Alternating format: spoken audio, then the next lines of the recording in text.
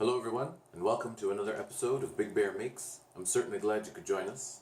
Today, I'll be painting one of these. It's an emerald, at the request of a friend of mine for a show.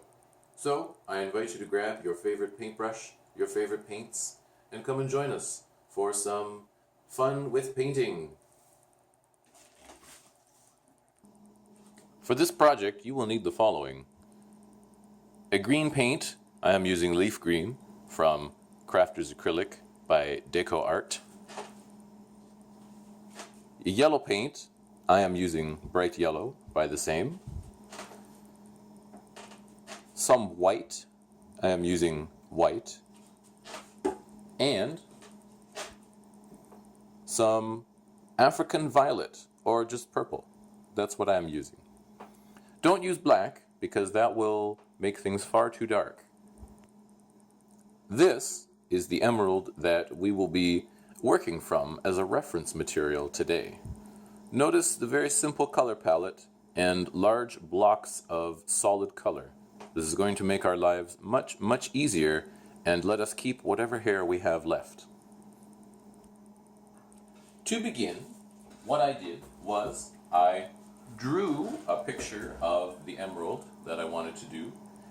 I outlined it in black because I thought it would help things stand out a little bit and still give definition while going over it with paint. It stood up very well, I'm very pleased to say. To start, after that, what you'll want to do is get your brush, load it with some water, and just using the solid green, go in and, as I've done here, fill in the darker areas of the diamond, emerald, ruby, whatever gem it is you're painting. Because it's an emerald, we're doing it in green. I've selected these points because, one, that's what the picture looks like, but two, they would be dark if my light source was in this direction here. So, with my light coming through here, I know that these inner portions are probably going to be a little darker. So, I will continue filling in those areas of darkness.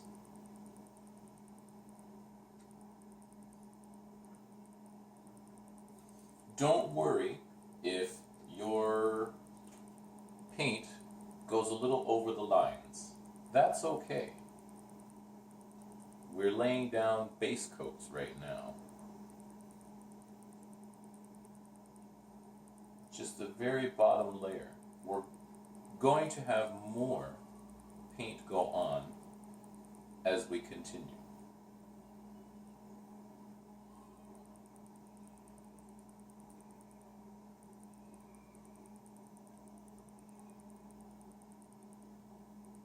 Now I'm getting a wonderful acrylic, watercolor effect here, but I am using acrylic paints. It is because I'm painting with a lot of water, more water than I should be, probably.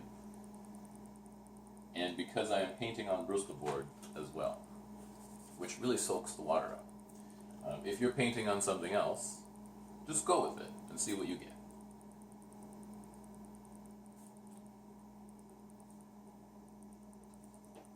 Like so. Clean our brush. Very important step. So, when you're done that, and it dries, you should have something that looks a little bit like this. Now we can go in with our yellow. So, I'm going to load my brush again, and I'm going to take my yellow, and I'm going to go and hit the high areas. Like so. As you can see, I have already begun painting in those lighter spots. If you've ever looked at the grass on a sunny day, you might have seen shades of yellow among the green. Now these two colors are very close to each other. They're right beside each other, in fact, on the color wheel. So, it's a natural combination. And when you put them side by side, they tend to take on the qualities of each other. So your greens will look a brighter yellowy color, your yellows will look a darker green. And again, don't worry if your colors blend into one another or overlap. That will add to the effect of the shimmer and the shine. So when you have that, set it aside to dry, and you should have something that looks like this. Now, from there, we're going to take our purple and we're going to mix it in with some green. This will darken our green, which is what we're going to use along the edges. So as you can see, I have gone along the edges where the facets meet, and I have colored in, or painted in rather, that darker greenish color. So I'm going to look for where my greens meet. I'm going to add a little more green to that. What I will suggest you do is add a little bit of purple to the green. Don't add a lot, because you may darken it too far. That's a little bit better.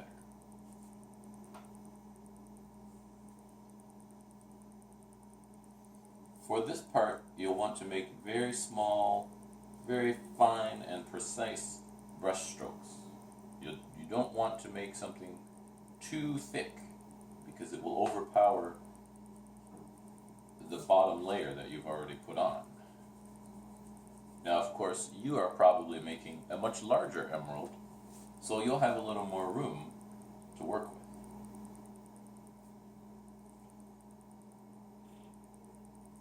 Like so. You let that dry, and then you can go in with the highlights. So you have a few options for highlights. What you can do is you can take some yellow and mix it with some white.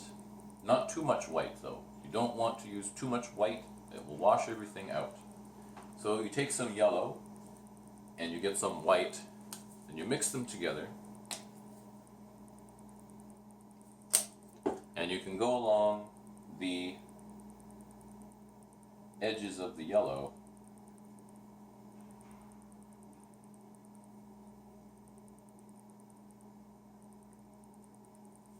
like so.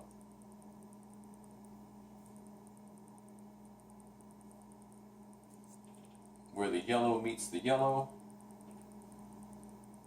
and where the yellow stands alone.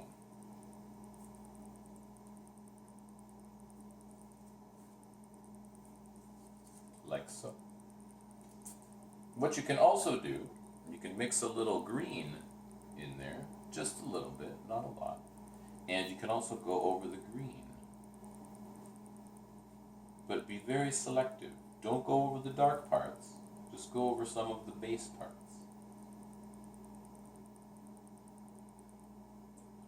Highlighting in my work, I save that for last because it's usually the least time-consuming part. I find that once I put shadows in, that's when my work starts to develop volume and depth. The highlights just take it that extra step. You let that dry, and there you go. You have your own emerald. I hope you've enjoyed this tutorial. I thank you for sticking around, and we'll see you again next time.